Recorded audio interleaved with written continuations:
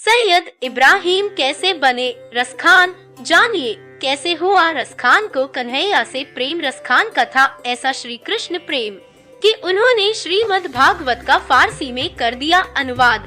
श्री कृष्ण भक्त कवियों में रसखान का महत्वपूर्ण स्थान है। इनका जन्म 16वीं शताब्दी में दिल्ली के एक समृद्ध पठान परिवार में हुआ था। इनका बचपन का नाम सैयद इब्राहिम था। इनका लालन पालन बड़े लाड़ प्यार से हुआ। इनको अच्छी और उच्च कोटि की शिक्षा दी गई। रसखान को फारसी, हिंदी एवं संस्कृत का अच्छा ज्ञान था। इन्होंने श्रीमद् भागवत का फारसी में अनुवाद किया था। कहा जाता है कि एक बार वे श्रीमद् भागवत कथा समारोह में पहुँचे। भगवान श्री कृष्ण की बाल लीलाओं का सरस वर्णन सुनते सुनते वे भाव विभोर हो गए। इसके बाद श्री कृष्ण की प्रेम लीला ने उन पर ऐसा प्रभाव डाला कि वे श्री कृष्ण के प्रेम रस में डूबकर रसखाना बनकर रह गए। रसखान दिल्ली से श्री कृष्ण की लीला भूमि वृंदावन गए। वहां गोस्वामी विट्ठल नाथ जी के सत्संग ने उन्हें परम प्रेमी भक्त बना दिया। उनका शिष्यत्व स्वीकार कर उन्होंने अपना जीवन श्री कृष्ण भक्ति तथा काव्य रचना के लिए समर्पित कर दिया। एक बार रसखान गोवर्धन पर श्रीनाथ जी के दर्शन के लिए मंदिर में जाने लगे। द्वारपाल के कान में किसी ने कहा कि यह मुसलमान है, इसके प्रवेश से मंदिर अपवित्र हो जाएगा।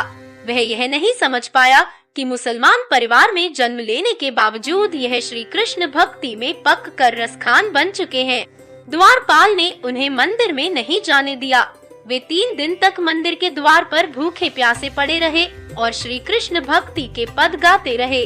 कहा जाता है कि इस तरह अपने भक्त का अपमान देखकर श्रीनाथ जी के नेत्र लाल हो उठे थे। उन्होंने रसखान को गले लगाया और दर्शन दिए। रसखान जी ने ब्रज भाषा में अपने इष्ट देव श्री कृष्ण की लीलाओं का इतना सुबोध और सरस वर्णन किया है कि बड़े बड़े धर्माचार्य भी उनके पदों को दोहराते हुए भाव विभोर हो उठते हैं।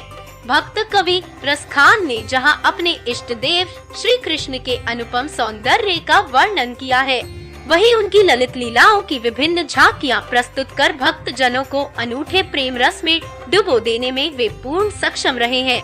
उनके लिखे कवित्त और सवैये सऊजा न रसखान ग्रंथ में संग्रहित हैं। प्रेम वाटिका ग्रंथ उनके दोहों का संकलन है। रसखान के श्री कृष्ण बाल लीला से संबंध रखने वाले पद बहुत ही सुंदर एवं भावपूर्ण हैं। रसखान कहते हैं, धूरी भरे अतिशोभित श्यामजू, तैसी बनी सिर सुंदर चोटी, खेलत खात फिरे अंगना, पग पैजनिया कटी पीरी कछौटी। वह छवि को रसखान बिलोकत, वारत काम कला निधि कोटी, काक के भाग बड़े सजनी, हरि हाथ सोले गयो माखन रोटी। अर्थात कृष्ण धूल भरे आंगन में खेलते खाते हुए फिर रहे हैं, घुंघरू बज रहे हैं, हाथ में माखन रोटी है। कौवा आकर कृष्ण जी के हाथ से रोटी लेकर उड़ जाता है। वे उस कौवे के भाग्य पर ईर्ष्या करते हैं जो साक्षात परब्रह्म बाल कृष्ण के हाथ से रोटी छीन कर ले भागा। इस दृश्य को रसखान ने हृदय स्पर्शी बना दिया है। 60 वर्ष की आयु में भक्त कवि रसखान का भौतिक शरीर ब्रह्म में विलीन हो गया।